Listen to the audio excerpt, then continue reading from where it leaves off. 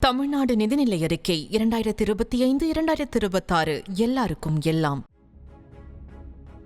சாதி மோதல்களை தடுக்க தனி புலனாய்வு பிரிவு அமைக்க வேண்டும் என விசிக தலைவர் திருமாவளவன் கோரிக்கை விடுத்துள்ளார். விழுப்புரத்தில் செய்தியாளர்களிடம் பேசிய அவர், டாஸ்மாக் சம்பந்தமாக 1000 கோடி ரூபாய் ஊழல் என்ற அமலாக்கத்துறை அறிக்கையை மட்டும் வைத்துக்கொண்டு கருத்து சொல்ல முடியாது என்றார்.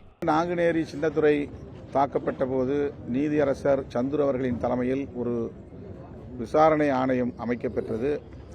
அவர் விரிவாக ஆய்வு செய்து அறிக்கை ஒன்றை சமர்ப்பித்திருக்கிறார்.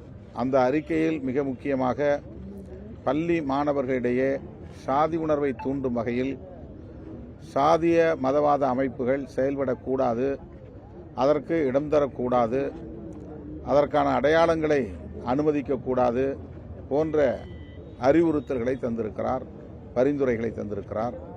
பள்ளி மாணவர்களின் கைகளிலே சாதி அடையாளங்களுக்கான கயிறுகளை கட்டுவது, அவர்கள் கொண்டு வருகிற வாகனங்களில், இருசக்கர வண்டிகளில், சைக்கிள் போன்ற வண்டிகளில் சாதி அடையாளங்கள் பொறிக்கப்படுவது, வண்ணம் தீட்டுவது போன்றவற்றை அனுமதிக்கக்கூடாது. வகுப்பறைகளில், கழிப்பறைகளில் சாதி அடிப்படையிலான முழக்கங்களை எழுதுவது போன்றவற்றையும் அனுமதிக்கக்கூடாது என்று பல அறிவுறுத்தல்களை தந்திருக்கிறார்.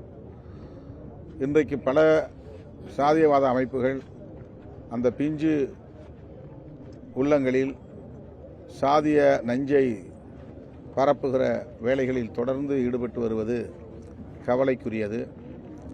தென் மாவட்டங்களில் நான்குநேரி சின்னத்துறை மட்டுமல்ல, அதுபோல பல தலித் இளைஞர்கள் தாக்கப்படுவதற்கு இதுபோன்ற சாதியவாத மதவாத அமைப்புகளின் செயற்பாடுகள் தான் காரணம் என்பது ஆய்வில் தெரிய வந்திருக்கிறது.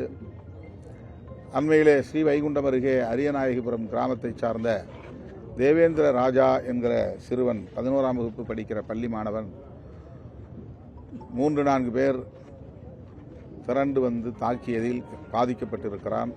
உயிருக்கு போராடும் நிலையில் திருநெல்வேலி அரசு மருத்துவமனையில் தீவிர சிகிச்சை பிரிவில் அனுமதிக்கப்பட்டிருக்கிறான். அவனை நேற்று நான் போய் சந்தித்தேன். இந்த குடும்பத்தினரை சந்தித்து ஆறுதல் கூறினேன்.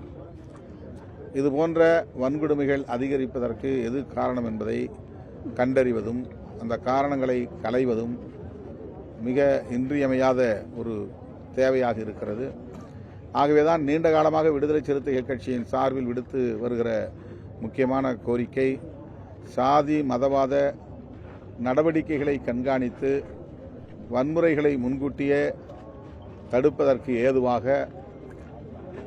புலனாய்வு பிரிவு, தனி பிரிவு, நுண்ணறிவு பிரிவு ஒன்றை உருவாக்க வேண்டும் என்று தொடர்ந்து வலியுறுத்துகிறோம். இப்போதும் வலியுறுத்துகிறோம். இந்த பட்ஜெட் கூட்டத்தொடரில் அதற்கான அறிவிப்பை மாண்புமிகு முதலமைச்சர் அவர்கள் செய்ய வேண்டும் என்றும் வலியுறுத்துகிறோம். செய்திகளை உடனுக்குடனும் துல்லியமாகவும் தெரிந்து கொள்ள சப்ஸ்கிரைப் பண்ணுங்க. தமிழ்நாடு நிதிநிலை அறிக்கை 2025-2026 எல்லாருக்கும் எல்லாம்.